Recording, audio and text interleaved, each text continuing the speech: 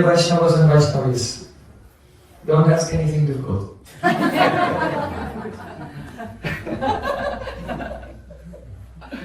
Yes, Sri Chaitanya Mahaprabhu. In your class yesterday, and in India, I heard your a verse, I don't know where it was from, about you were talking about the svarupa and how Chaitanya Mahaprabhu's influence could shift things. No, I didn't say that. I exactly didn't say it. Please clarify, thank you. Yeah. And you mentioned something about a prakosh, and I'm just clarify, and also mention the verse. Yeah, where you heard that from. I knew that you would ask that. So actually the verse is it's the end of the Chaitanya Chandroy of Kavi Kanapur. You know, he's written a drama about the life of Chaitanya Mahaprabhu. And it begins in Navadvip around the time of the Mahaprakash. It starts from there. And it goes through some of his Navadvip pastimes in a very dramatic way. It's so beautiful. And how he takes sannyas and his journey to Puri, his tour of South India, his meeting with Rama and the right. So there you will find so many fascinating details which are not there in other biographies. Also his journey, how he attempted to go to Vrindavan, and how there was a flood and he was going by a boat and he was sitting on the prow of the boat. And dacoits came, and there's all kinds of amazing pastimes of Chaitanya Mahaprabhu that many devotees generally have not heard or studied. And then he comes back to Puri, and in the final scenes, then, you know, at the end of a drama, there has to be the denouement, there has to be the moment where everything comes together, and all the loose ends are tied up, and it's astonishing. So, in that astonishing climax of the drama, two things stand out, and both of them I discussed yesterday in our festival program at the Radha Govinda temple. And the first one is that Mahaprabhu says, Dasye kechana katipaye sakyanka evo baye. That means, if someone is in Sakyaras or in Dasyaras, Radha Madhavayo, Radha Madhava Naisika, they have Nishta in Dasya Sakya to Radha Madhav. Katipaye Sri Dwarka Adishitu, or they have Dasya Sakya to Dwarkadish Krishna. Sakya Adhav Uvayatra Kinchana Hare Ye Vavatarantare, or they have Dasya or Sakya to any avatar, even any of my incarnations. If my Abhada, Hridokilan, if their hearts are attached to me deeply, then Vrindavana Sangina, I will make them my association in Madhurya Rasa, in Vrindavan. So the meaning is, first of all, this is not, he's not speaking to everyone, he's speaking to those associates there who are situated in their rasas. They're already with him, there is associates situated in those different rasas. It's not for the general people. Like you can say, what rasa are you situated in? Like, exactly. So those who are there with him, and they're situated in those rasas, but their heart is attached to him. Gurudev used to say that if someone like Murari Gupta or Jain Vijay and so on, they're in Gaura Lila. So, but they already have love for Ram, they already have love for Lord Narayan in Vaikuntha. But Gurudev used to say, but being in Gaura Lila, they will get something more. Right? You say, so how can you get something more? So what Mahaprabhu says is that, and that's confirmed by Advaita Charya, when it's not clear from the words of Mahaprabhu, but when Advaita Charya replies to him, "Oh my Lord, in whichever abodes you want to give us spiritual bodies." In other words, he's not changing them. But by his mercy, for those who are deeply attached to him, and in his lila, he's giving this is the anagala, the Sri Chaitanya Kripa Nirankusha Mahamadurya Kadam. It's a Nirankusha mercy, right? There's no limit on this, there's no break on this. He breaks all the boundaries. At the end of the lyric he says, look, if you love me in this way, this way, this way, but you're attached to me in this Gauranga Swarup, in this lila, I'll give you a form there as well. So Advaita Charya says that give me this blessing, that wherever we are, in whichever abode, in whichever body you want to give us, in any place, because he can do anything. that will always remember us, our origin in your lila, like this. And Mahaprabhu says, Tatastu. Then Advaita Acharya said, and give me this blessing. That until the end of the Kalpa, the Vaishnava poets will write dramas, and the Vaishnavas will hear them and relish rasa. And even those who are non-devotees, who are envious, will give up their envy and they'll become devotees. And even the leaders of society, the kings, they'll become devotees and they'll protect all the people by establishing dharma and bhakti within the society. Give me this blessing, that through drama the whole world will be conquered. And then Mahaprabhu didn't say tatastu, he said tatastai, tataivastu, tataivastu. Definitely it will be true. So will it be true or not? Yes. Yes. It will definitely be true. Yes. So that's where it's from, and that's where it is. Don't take it in the wrong way. Yeah. Yes. Another question? Yes, we could have. So in the verse, prema goparanam kamamiti atmarama udhava janti bhagavapriya, this verse also acknowledges that, correct? Udhava, in his Udhava svarupa, he cannot get it. Only he wants it. And actually he doesn't. I'm so happy you're raising this question because it brings up a subtlety connected with the other question. And this subtlety is this. Just see, he doesn't say, I'm going to give this to everyone. He said only in Dasa and Sakya. He uses the Sakya enough, he uses the dual case. And the reason he uses the dual case is, it's compatible. That those in Dasa and Sakya, they may be elevated. But Vatsalya Ras is completely vairi to Madhurya. He's not giving to anyone in Madhurya, in the Vatsalya Ras. Anyone who has parental love, I'm a parent. And any idea of Madhurya for a parent, it's completely impossible. So you can see that there is some, because the Rasa Vas will come. Yeah. So that's a very important point to note there. And now this verse, prema goparamana kam ityagavat pratam ityulivadyo pietan bhatati bhagavat priya. First, it's making the point that the prema of the gopis has become famous in the Agama Shastras by the name of Kama. So someone might read the Agama Shastra and come to the conclusion that the gopis are lusty, but they directed their lust to Krishna. But that would make them like Kubja. Kubja was attracted to Krishna. She wanted to enjoy Krishna because she was a young woman and he was a young boy. Of course, she became purified by the glance of Krishna. But the gopis are not even in that category. What is called Kama is actually Kama Rupa Bhakti. Kama Rupa Bhakti. It's bhakti that is expressed in the form as if it were Kama, as if it were lust. Because in lust, then there's a bodily union. There's bodily union. And so the pastimes of Krishna, they have degrees of rahasyata. All the pastimes of Krishna are rahasya, confidential, they're all secret. But there are degrees of rahasyata, confidentiality. And the degrees of confidentiality are proportionate to how much anga sangha is involved. How much contact there is between the bodies of Krishna and the body of gopis. That's the proportion, the degrees of rasita. And so it's said that even though the amorous pastimes of Radha Krishna, their union pastimes, undoubtedly they are the highest. But still, if a person is still affected physically by any type of the Purusha Vikar, any type of transformation of the body, any type of agitation, sexual agitation in the body, then they must not go and hear and chant and remember those pastimes, those meeting pastimes, because it will be bhava viruddha. It will block their bhava. If a person is also in the Sakyaras and in Vatsalyaras, it will also be bhava viruddha. But even a person aspiring for Madhurya Rasa, if that person is still affected by the amorous instinct, the material amorous instinct, then those pastimes will be, Jiva Goswami said, bhava viruddha. They will block his attainment of the transcendental sentiment.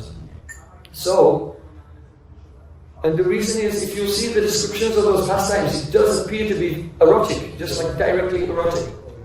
And it is, but it is not the material eros, it is the transcendental eros. So it looks like calm, it looks like lust, but here I believe it's the Adi-purana, right?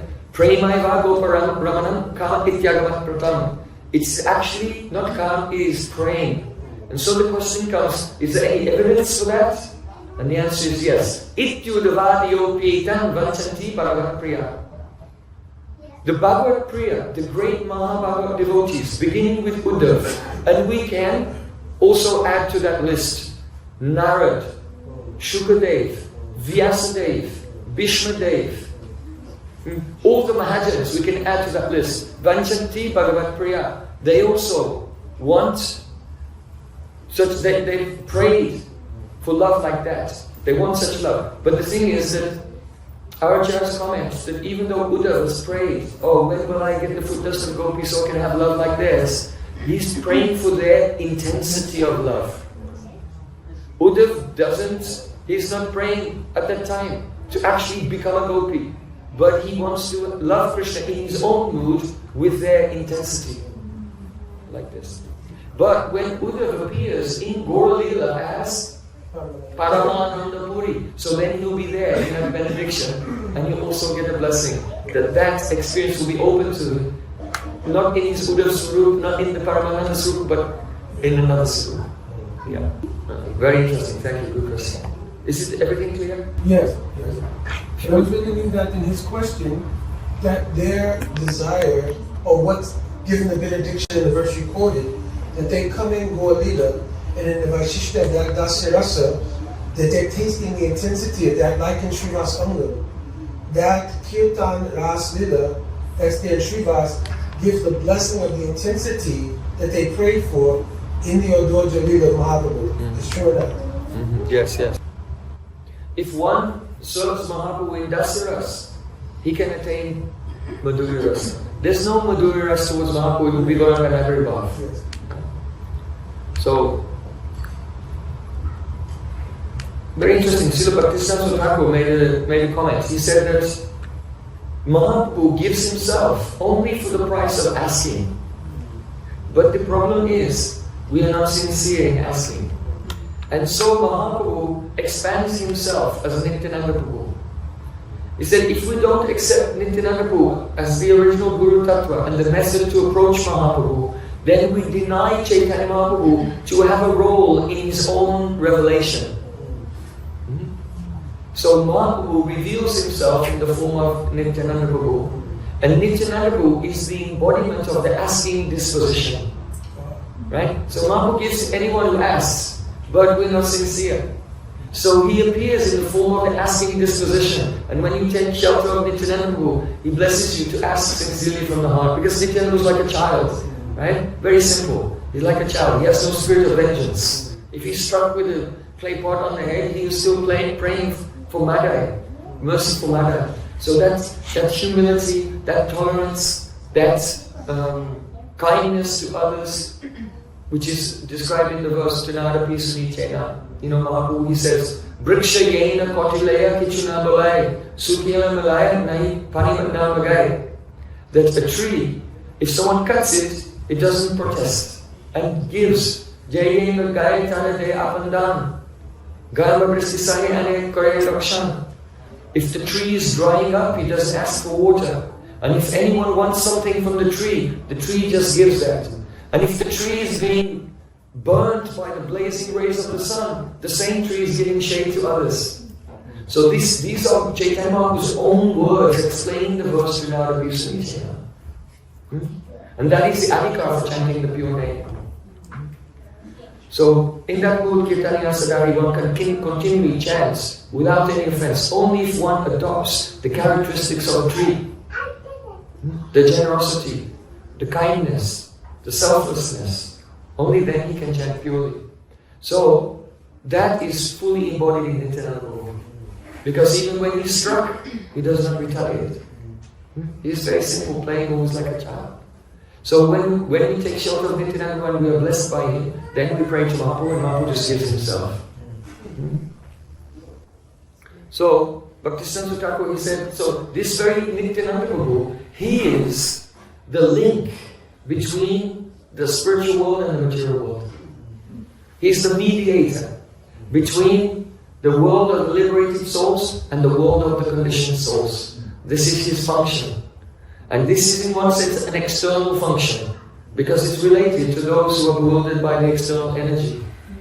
That's the speciality of Nityananda Prabhu.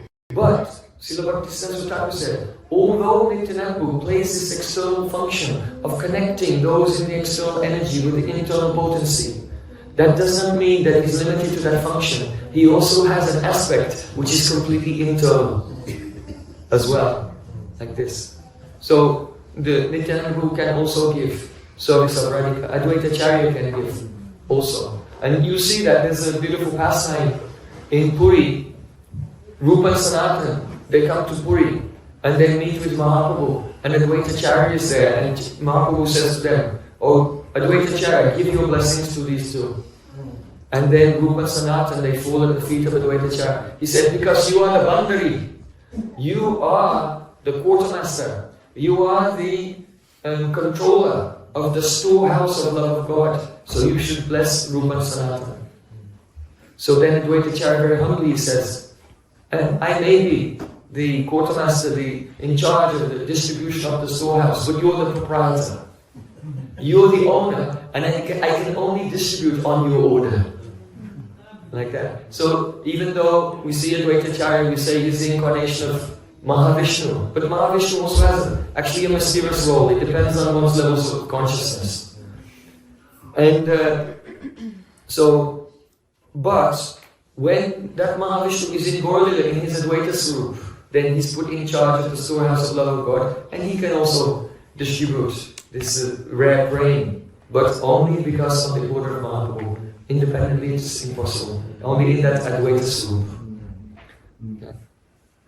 So yeah, all these personalities, they have some internal sides and secrets and dimensions. You know, there was one Baba, he was doing bhajan at Radhakund and sometimes in Govindakund. His name is Krishnadas Baba.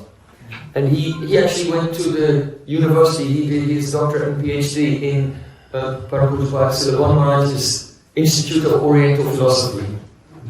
Yeah. And perhaps do you know Mahanidhi Swami? When he took Vesh, he became Madan Gopal, he took Vesh from him. Is it Krishnadas or another Krishnadas? Krishnadas. So, actually one day I went to visit him, and I was with one devotee, Indian devotee, and I had been telling the actual reality of Nam Tattva, that Lila Hoite Nam Sporti Rupanuga Bali Nam. Srila Bhaktisiddhanta Thakur said, a Rupanuga will never say that by meditating on the Lila you get a sporti of Nam. First Nam Sporti, Rup Sporti, Gun Sporti, Parikar Sporti, your own Swarup, and then the Lila Sporti. It goes in order. You can't start with the Lila. If you start with the Lila, you're not going to get the earliest Sportis even, because you put everything backwards. So Bhaktisiddhanta Thakur said, Lila Hoite, from the Lila, Nama Sporti, Rupanuga Bolina. A Rupanuga Vaishnava will never change the crown, the level of the sequence of realization. So I was one Indian devotee, he was not just a friend, he was not following me. So he didn't believe, he didn't have faith in this Siddhanta. So when we went to visit this old Baba, he was very old, he was at Govindakund. And he was just chanting day and night. Then he thought, this Baba is here, he's a great authority, I'm going to ask this question here. And he'll say, and then Prem will hear how we have to meditate on the Leelas. So then he said, oh Maharaj, is it true that you have to remember Krishna Nam, and then the Rupa will come, then the Guru will come? Or can we just meditate on the Leelas? Then Baba, he was nearly 100 years old, he said, yes, you may have to chant the holy name for 10 lifetimes. And then you will see the Rupa of Krishna. and then chanting and beholding the rupa of Krishna for 10 more lifetimes.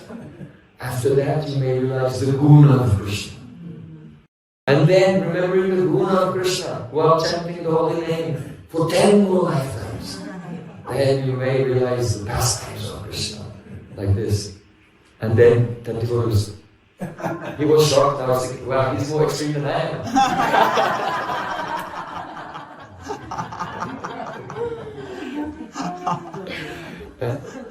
Very interesting. So I'm like, no, that's just, he was just saying that just to try to, because he himself is chanting day and night. He has realization. So he's saying, basically, don't take it cheaply. You're going to have to surrender to Gurudev and serve and do intense sadhana. Don't think it's just like a rasagula that you can just buy it for 2 rupees in the marketplace. That's the reality. So, anyway, about 10 years ago, I went to all the various lines, all the Gaudiya lines in Vrindavan, in Navadvip, and in Puri, and discussed with the acharyas in those lines. There are various types of bhajan, pranali, and so on. And mainly they were all very kind. They told me all their bhajan, pranalis, what mantras they chant. Even most of them gave me if they have some pranali document as well. So in that line, Krishna Das Baba, in his line, it's a line coming from Advaita Acharya, but he was very closely associated with the line of Bhaktisiddhanta Thakur, because he did his doctorate with Vard Maharaj. So he knows our line and their line, and he's very faithful. So in that pranali, they have the names of their gurus, the Manjari names, just like we know our Bhaktisiddhanta Thakur is Nayaman Manjari, and the Gokshara Swami Guru Manjari, and Chilavakanta Kamal Manjari, like this, all our acharyas. So he gave me all of his acharyas up to Advaita Acharya, and they see internally Advaita Acharya having the svarupa of Suvarna Manjari. That's in there. So I'm not saying you should not, I'm not telling anyone to follow that. Don't follow that. Just do what you're hearing from your own parampara and from Chaitanya Charanamrita. But that conception is there in certain lines that all these personalities, they may have an external feature, like Bhaktisiddhanta Thakur said. Nityananda has this external feature of connecting the worlds, but he also has another confidential and internal features as well. That's why we were discussing the other day about Haridas Thakur's conversation with Chaitanya Mahaprabhu. And Haridas Thakur is Lord Brahma. And he said to Chaitanya Mahaprabhu, in the same mood that Brahma prayed to Krishna, Jananta eva janantu, kim bahucha name prabhu, manaso vachaso vacho, vaibhavam tava gochara. In the end, Lord Brahma prayed to Krishna. There are persons who say, I know Krishna. Let them speak. As far as I am concerned, I don't have many words to say. All I can say is that your glories, and especially Vaibhav, the Vaibhav means the glory of Krishna, but Vaibhav actually also means Tadrupa Vaibhav, which includes his Dham and all of his associates. So, Vaibhavam Tavagochara, your Dham, your associates are all completely beyond my body, mind and words. So it's a matter of realization. And whatever realization we have by mercy of the Lord, we should do bhajan according to that, and slowly more and more revelation may come. Yeah. Any other question? All questions are disappeared. Yes, Jaisi.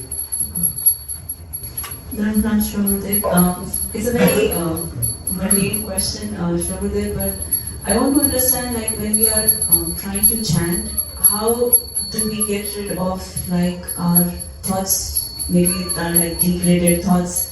Although you understand that we have to consider our thoughts from a vantage point of sakshitva, but still if these thoughts keep coming while you're chanting, and how do you just impartially pass through them and not get affected, even though you understand that you're not these thoughts? Chant more loudly. The thoughts are disturbing you because you're chanting too quietly and not listening. If you chant really loudly, it's impossible. Hare Krishna, Hare Krishna, Krishna Krishna, louder. Hare Rama, Rama Rama, Hare Hare. See? And you had no bad thoughts then. And if you did, just do it again and they'll go. So, this is one thing. Another thing is this, that there are 3 levels of devotee, Kanishta, Madhyama, and Uttam. So, for the Kanishta Adhikari, Archan is necessary. Understand this. Archan is necessary for the Kanishta Adhikari. For the Madhyama Adhikari, it's not necessary, but he likes it. And it has taste in it. And it inspires his bhajan. And for the Uttamadhikari, it's not necessary, but the Uttamadhikari is sometimes so attached that they cannot live without serving the deity. So his archan is not really called archan, it's actually seva. Gurudev used to say, when I do archan, it's seva. When you do bhajan, it's archan. Meaning that until the svarupa of pure bhakti is manifesting in the heart, then our chanting and remembering, it's not really the actual angles of Shravanam and Kirtanam. It's actually part of the complex of activities known as archana. So, the Kanishta Adhikari, he must do archana. Why? It's just like this. If you have a plant in a pot which is growing, then always when the plant is small, you put a stick and you tie it, and the stick is there to give some support. You see? So, if in the immature stage, the feeling is coming, Krishna Seva Vasana, I want to see you, I want to bathe you, I want to massage you, I want to dress you, I want to decorate you, I want to fan the divine couple with the this is coming. But internally, there is not the clarity, the heart is dark, there's no vision or realization there. So Krishna is so kind, he appears as Vigraha. Vigraha, Vishesh, especially Graha, to accept our service. He comes as the Vigraha and gives support to our fledgling Seva-Vritti. You understand? So, in Bhakti Sandarbha, Srila Jiva Goswami Pad says that according to the Srimad Bhagavatam, the Bhagavad Marg, the path of Srimad Bhagavatam, you can become perfect by any one of the angles of bhakti. Just by surrendering, by hearing, by chanting, and so on. One angle of bhakti can make you perfect, but it will not. If you are affected by 2 things, and these are the 2 things that you're asking about right now. One is Kadarya Shil. Kadarya Shil means the tendency to engage in, either physically or mentally, any type of adharmic activity, any type of unethical or immoral activity. So the mind is contaminated from many previous lives, so sometimes the immoral thoughts may come into the mind. So, and one may act on those as well. So that's called Kadarya Shil. And the other is called Vikshipta Chitta, the distraction. You just can't focus. So the conditioned souls who are affected by these 2 symptoms, Kadarya Shil and Vikshipta Chitta, for them the path of the Pancharatra is recommended. The Bhagavad Marg is there, but for those who are affected by these 2 things, the Pancharatric Marg is there. So what is included in Pancharatric Marg? Diksha and Archana. And so, first receiving Harinam is part of the Pancha Sanskaras, the 5 Sanskaras of Diksha. Receiving the Diksha mantra is the 4th of the 5 Sanskaras of Diksha. And the 5th one is learning how to serve the deities. And so, because when you're serving the Vigraha, you have to wake up early in the morning, you have to be clean, you have to put on clean clothes, and then you have to make offerings at regular times in the day, remember your mantras, and you do all of these services. Then, because one's life is regulated, one gradually overcomes the Kadarya Shil and also the Vikshipta Chitta. For example, let's say the person who's doing Archan, they have to do the Sodash Upachara Archan, offering 16 articles. So Krishna himself has made a promise. Krishna said, I promise that I will appear to that person who worships me with the 16 articles according to the principles of Pancharatra. So let's say the devotee is serving the deity, Aisha Pushpanjali is offering flowers, he's offering a seed, he's inviting the deity to come, washing the feet, washing the mouth, and offering the articles one after another, and offering bhog, and giving tambul to freshen the breath after eating, doing all of these things. And he sits and then remembers his Gayatri Mantra. So this process gives concentration, because you can't do it if you don't remember what comes next. Just the fact you have to think about what comes next, it focuses you. And so the process of archan helps one overcome the vikshipta chitta. So then when you remember the mantra, you remember with concentration, and then the deity of the mantra will appear. See? And then when you chant Harinam, then you're chanting Harinam with the same mood that is coming from your Gopal mantra. So the chanting, once Guru gives the Diksha mantra, the Gopal mantra, you have to actually accept that sambandha, that relationship. And always serve, and everything that you do. Even if you're sitting in class and you're listening to the pastime of Dhruva Maharaj or Prahlad Maharaj. Just like it said in Chaitanya Bhagavad, that Mahaprabhu used to go every day to Gadadhar Pandit, and he would hear many times Dhruva Maharaj and Prahlad Maharaj, and they would both be crying. Why? Because they're hearing from the perspective of their sambandha jnana. These are actually discussions about love. It's all about love, actually. And so when you hear from the perspective of your sambandha jnana, then you experience the love in all the various kathas of Srimad Bhagavatam. So, but we put a special emphasis on the 10th canto. So, the archan, just as when you're growing the plant, you have a stick and it will support it until the plant becomes strong. So in the same way, when we're in that stage where we still have some immoral thoughts or we still have some distraction, then archan is necessary to give support to your chanting of the holy name.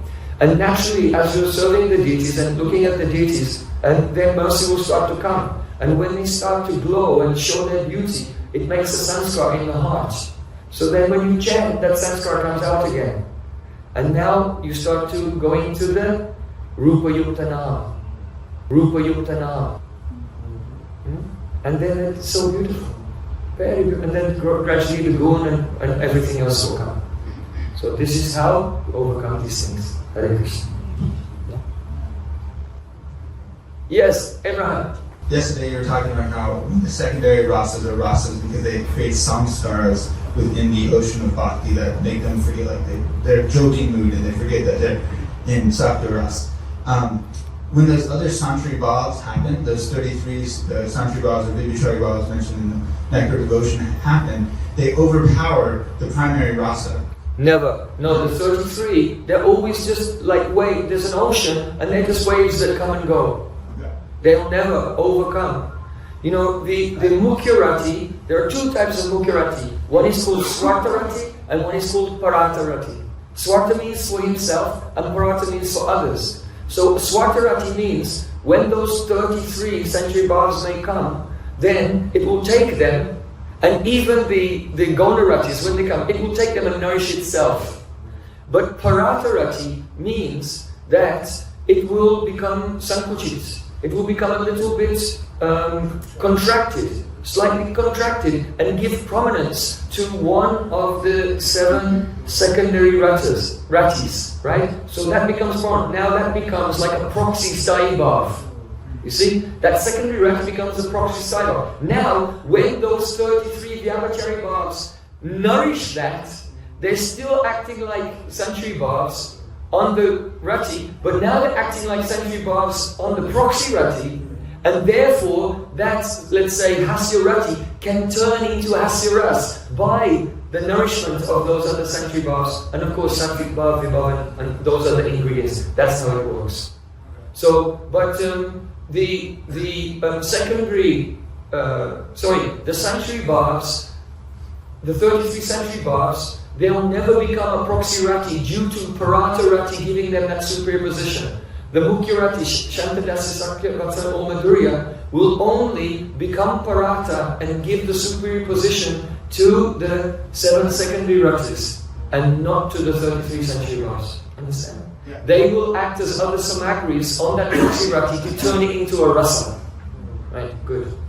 Good question. Yes, Krishna Priya. Yesterday I was speaking with another devotee, and he mentioned that he had re-listened to the class you gave the other night, and we were both wondering, you spoke, it was the end of class, and then we were running out of time, and you had spoken about the 3 desires that Krishna had, the 3 desires that Radhika had, and then you said that the sakhis had 3 desires, and so we only understood that you gave one of the reasons of the 3 desires of the sakhis. No, I gave all 3. The first one, this Krishna's praying, is the kacha, it's not pakka. Because he has up to the Adhiruddha Mohan, but he does not have Mohan and Madan. This is the first one, that his praying is not pakka. Then the second one is that Krishna has some little atmarama. And because of this, though he only acts for the pleasure of Radhika, but when he meets her, she also gives him pleasure. And that pleasure he offers back to Radhika, but a little is absorbed by the atmarama sanskar. So when he comes as Gauranga Mahaprabhu, he is completely not atmaram at all. And so he said, Yugaitam Nimeshena, he admitted it in that verse.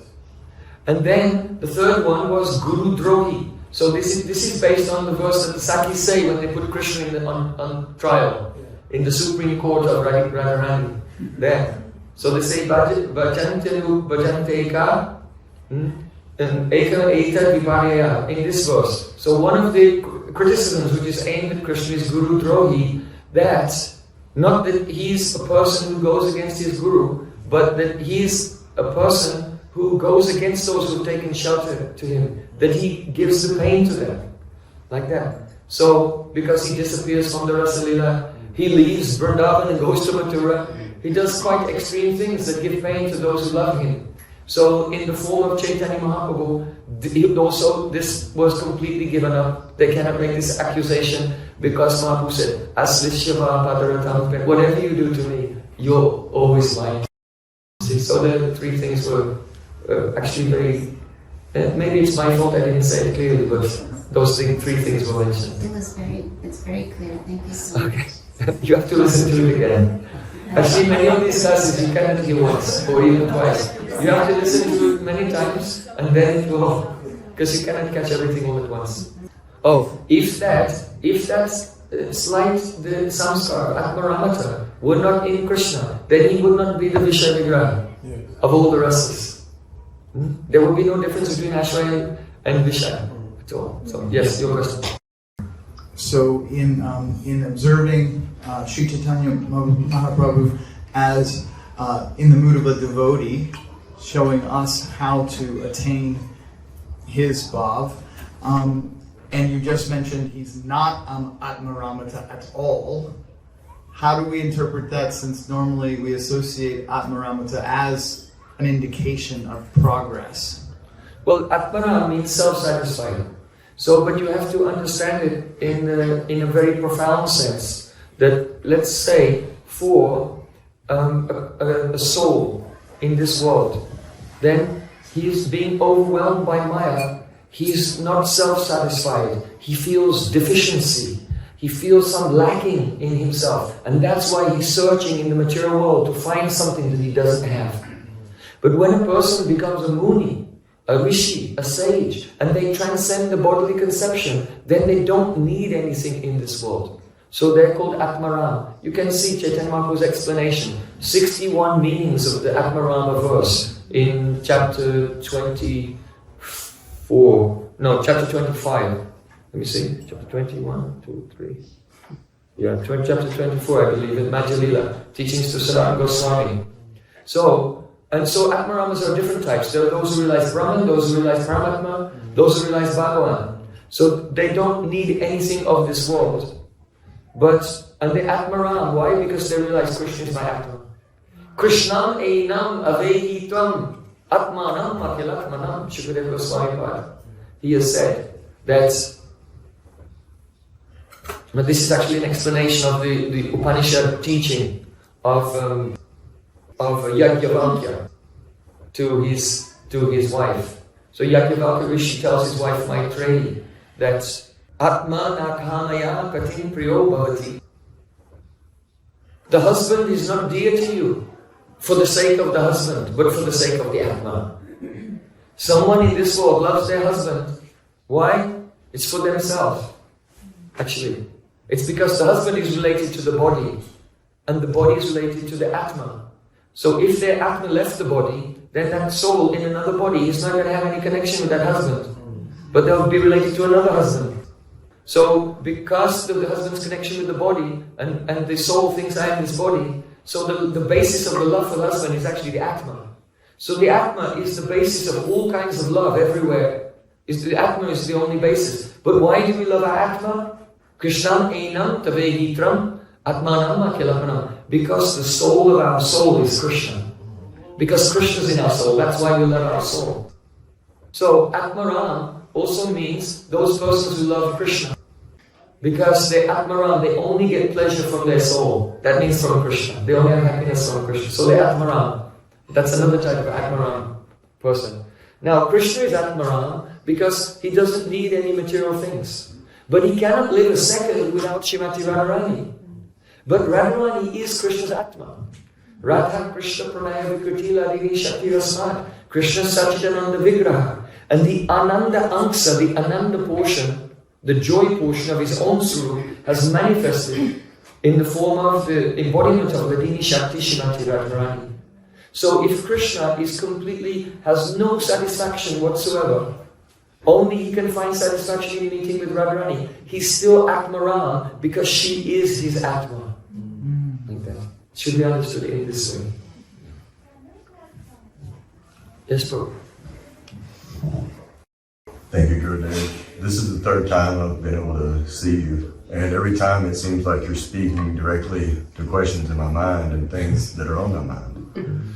Today, I found it interesting. I come from a large southern family, and maybe 30, 40 years ago, I was appointed the enforcer. So it was like you were speaking directly to me. Each time I've seen you, I've suffered my tolerance of certain activities, seeming to encourage it. And I suffer with rage. What do we do when it seems like our tolerance is encouraging someone's instigations? Question. Well, as I mentioned before, if someone is making a problem, then you should go to that authority. And just in the general life, if someone is making a problem, that means if someone is harassing you, that's actually illegal. Right? We have a policeman here, you can just check with him. I'm retired. So, if someone is actually harassing you, that's illegal. So, everyone pays taxes so that the police can come and they'll put a restraining order like this. So if it's an extreme harassment, then the law is there to deal with these things. But if it's just someone nagging and this and that, you just take it as, this is Krishna's mercy. That actually in my previous life I was nagging and harassing someone, and now that karma has come back to me. So the fault is not with that person, it is my own fault. I am tasting the fruit of my own activity. And how wonderful it is that this reaction, every time I'm being harassed, this reaction is reducing and going down. So it's a wonderful course of celebration. Understand? It's a change of vision. There's a beautiful verse, also spoken by Lord Brahma, who's been quoting Lord Brahma. Tattenu kampam susamikshamato bunjana eva kritam vipakam ridvaka bhubi vidadan namaste jivetasyo muktipade sadaivak. Lord Brahma said, oh my Lord, those persons who, they patiently tolerate all difficulties in life, thinking, actually, I made this situation for myself. It's my own fault. But at the same time, they look into that situation as being Krishna's mercy. That Krishna's mercy is coming to me to make me become more humble, to make me become more tolerant, so that I can chant holy name. Because I tell you, no one in this world harasses you more than your own mind when you chant japa.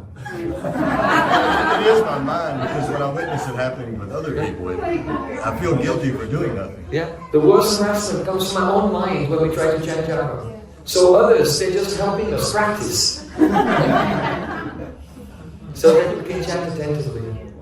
So consider these things very carefully. It's a shift of consciousness. And one other thing, this, I cannot express how fantastic this book is. This book is so amazing.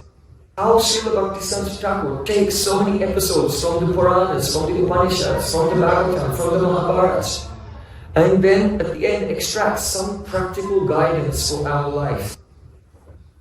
And in the end, in the commentary, I basically summarize, collate all the ingredients from all the stories into 16 auspicious categories, so that you can just assimilate the whole book. Even though the stories are all different, of different people in different times, different settings, different shastras, but we have to integrate the entirety of it into one world view. So that's what I've tried to do in the commentary. And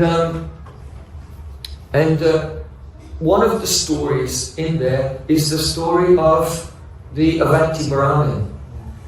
And the Avanti Brahmin, he led a very selfish life, and he was mean to people, and no one liked him except for the people who were after his money because he was very wealthy.